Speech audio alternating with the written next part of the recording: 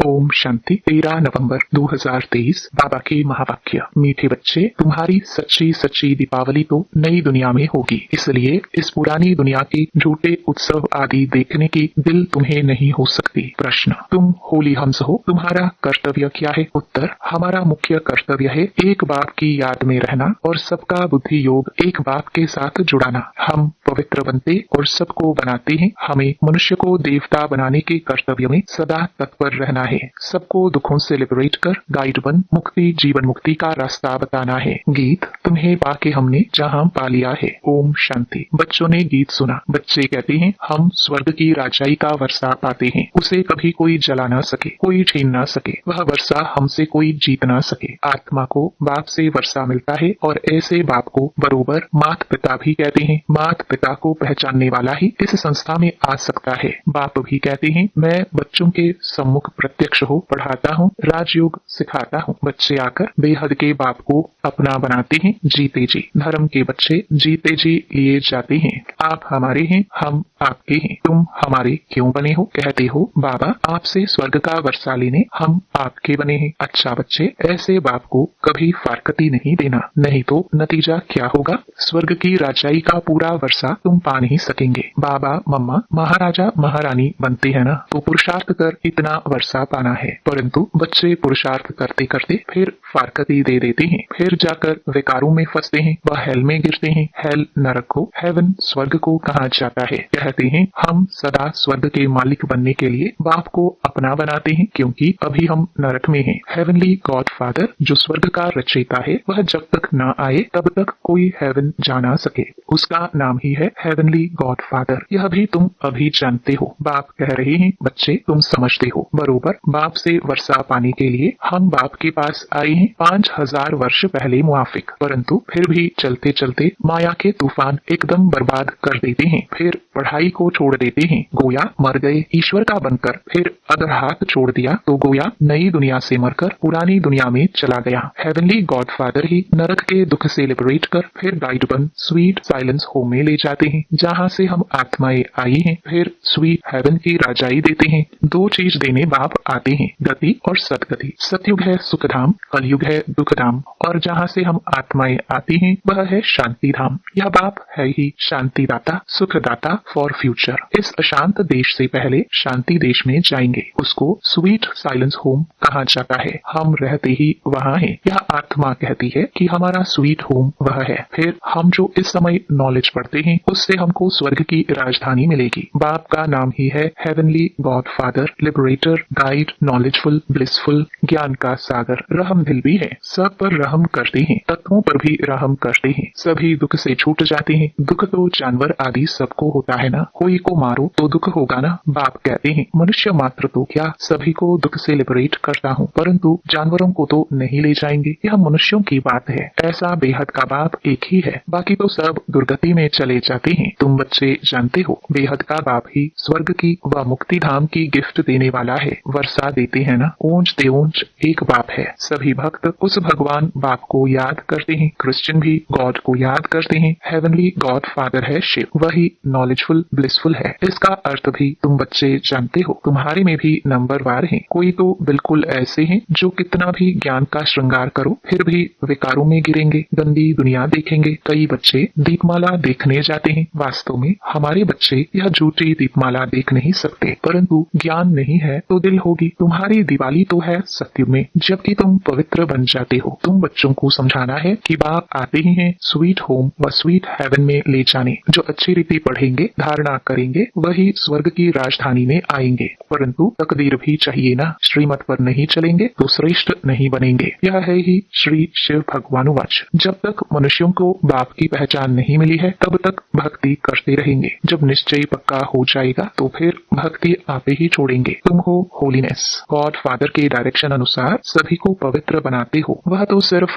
हिंदुओं को व मुसलमानों को क्रिश्चियन बनाएंगे, तुम तो आसुरी मनुष्यों को पवित्र पवित्र बनाते हो। जब पवित्र बने तब हेवन व स्वीट होम में जा सके। नन बट वन, तुम सिवाय एक बाप के और कोई को याद नहीं करते हो। एक बाप से ही वर्षा मिलना है तो जरूर उस एक बाप को ही याद करेंगे। तुम पवित्र बन औरों को पवित्र बनाने की मदद करते हो। वह नन्स कोई पवित्र नहीं बनाती हैं, न आप समान नन्स बनाती हैं, सिर्फ हिंदू से क्रिश्चियन बनाती हैं। तुम होली नन्स पवित्र भी बनाती हो और सभी आत्माओं का एक गॉड फादर से बुद्धि योग जुटाती हो। गीता में भी है ना, देह सहित देह के सभी संबंध छोड़ अपने को आत्मा समझ बाप को याद करो, फिर नॉलेज को धारण करने से ही राजाई मिलेगी। बाप की याद से ही एवर हेल्दी बनेंगे और नॉलेज से एवर वेल्दी बनेंगे। बाप तो है ही ज्ञान सागर, सभी वेदों शास्त्रों का सार बतलाते हैं। ब्रह्मा के हाथ में शास्त्र दिखाते हैं ना, तो यह ब्रह्मा है। शिव बाबा इनके द्वारा सभी वेदों शास्त्रों का सार समझाते हैं। वह है ज्ञान का सागर। इनके द्वारा तुमको नॉलेज मिलती रहती है, तुम्हारे द्वारा फिर औरों को मिलती रहती है। कई बच्चे कहते हैं बाबा हम यह रूहानी हॉस्पिटल खोलते हैं जहाँ रोगी मनुष्य आकर निरोगी बनेंगे और स्वर्ग का वर्षा लेंगे, अपना जीवन सफल करेंगे, बहुत सुख पाएंगे।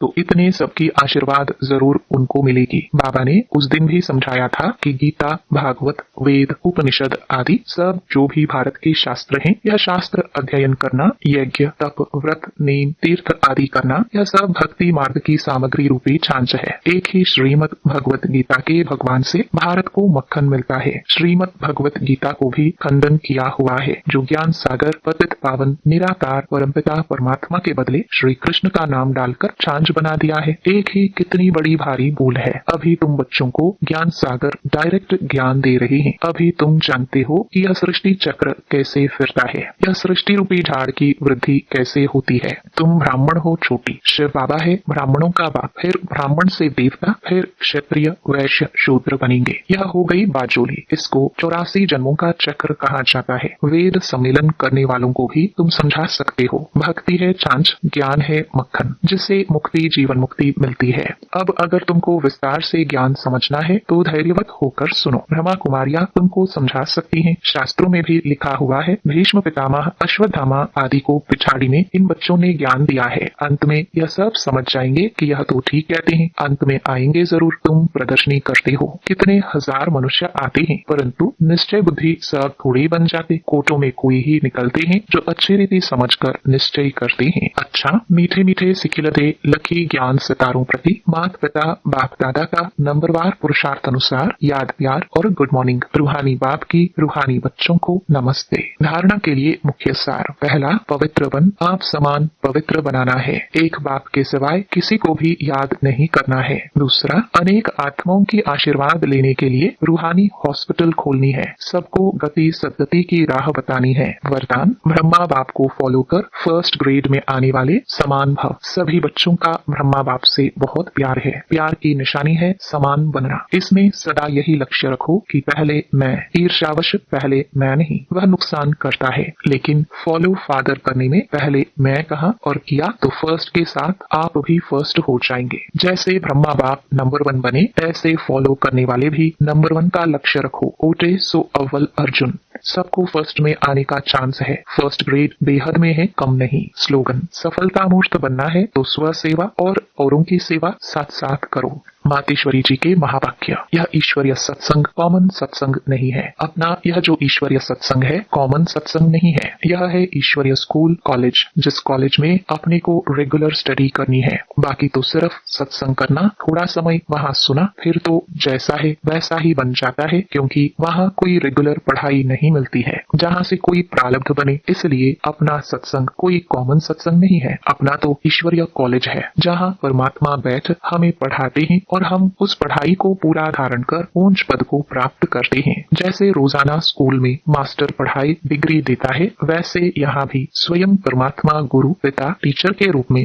हमको पढ़ाई सर्वोत्तम देवी देवता पद प्राप्त कराते हैं। इसलिए इस स्कूल में ज्वाइंट होना जरूरी है। यहाँ आने वाले को यह नॉलेज समझना जरूर है। यहाँ कौन सी शिक्षा मिलती है, यह शिक्षा को लेने से हमको क्या प्राप्ति होगी, इस शिक्षा को लेने से हमको क्या प्राप्ति होगी, हम तो जान चुके चुके हैं कि हमको खुद परमात्मा आकर डिग्री पास कराते हैं और फिर एक ही जन्म में सारा कोर्स पूरा करना है। तो जो शुरू से लेकर अंत तक इस ज्ञान के कोर्स को पूरी रीति उठाते हैं वो फुल पास होंगे। बाकी जो कोर्स के बीच में आएंगे वो तो इतनी नॉलेज को उठाएंगे नहीं, उन्हों को क्या पता आगे का कोर्स क्या चला। इसलिए यहाँ रेगुलर पढ़ना है, इस कॉलेज को जानने से ही आगे बढ़ेंगे, इसलिए रेगुलर स्टडी करनी है। परमात्मा का सच्चा बच्चा बनते कोई संशय में नहीं आना चाहिए। जब परमात्मा खुद इस सृष्टि पर उतरा हुआ है तो उस परमात्मा को हमें पक्का हाथ देना है, लेकिन पक्का सच्चा बच्चा ही बाप को हाथ दे सकता है। इस बाप का हाथ कभी नहीं छोड़ना,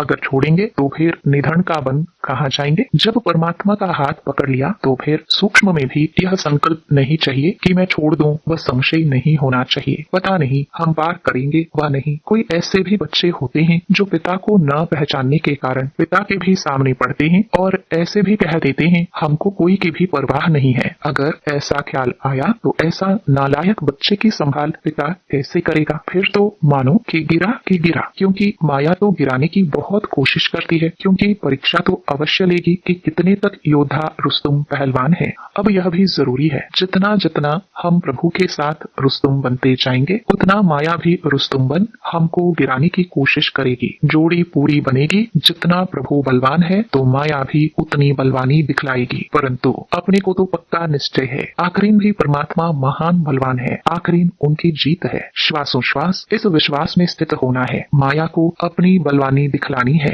वह प्रभु के आगे अपनी कमजोरी नहीं दिखाएगी। बस एक बारी भी कमजोर बना तो खलास हुआ। इसलिए भल माया अपना फोर्स दिखलाए परंतु अपने को माया पति का हाथ नहीं छोड़ना है। वो हाथ पूरा पकड़ा तो मानो उनकी विजयी है। जब परमात्मा हमारा मालिक है तो हाथ छोड़ने का संकल्प नहीं आना चाहिए। परमात्मा कहता है बच्चे जब मैं खुद समर्थ हूँ तो मेरे साथ होते तुम भी समर्थ अवश्य बनेंगे। समझा बच्चे? ओम शांति।